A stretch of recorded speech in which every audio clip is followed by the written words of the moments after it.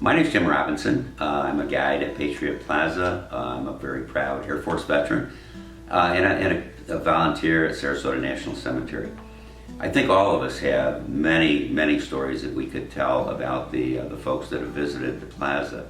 I have two in particular that I like to tell when I give a tour. One in particular I think is very touching.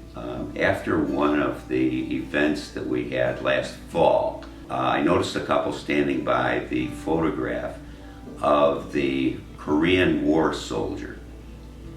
I went up to talk to them, and the individual, the man, looked at me, and he had a rather strange look on his face. And he looked at me and he said, "You know, I just don't understand it." I assumed he was talking about something about the plaza, and I said, well, what don't you understand? And he said, "I don't understand why I came back and they didn't." He said they would have been important people. They would have been doctors. They would have been lawyers. But I came back and they didn't. And he said, "I promised them that I wouldn't forget them. I can still see their faces. They're still young men. But," he said, "I can't remember their names." And by this time he was very emotional and sobbing. His wife pulled me aside and she said, "You know, in 60 years, he has never said anything like that. Please thank the people at the Patterson Foundation for making this possible for him to get these emotions out.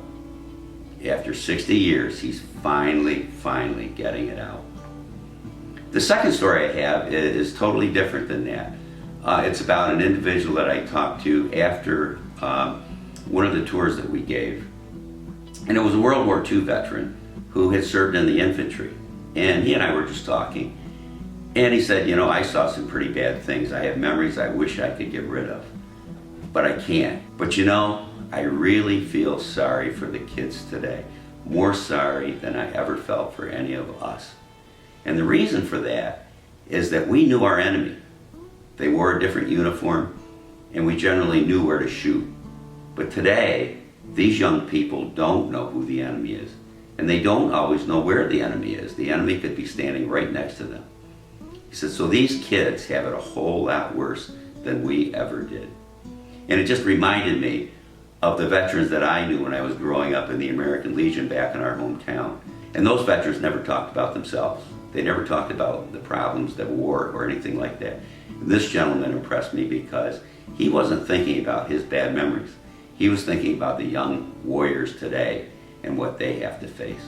And I've just not forgotten what he told me.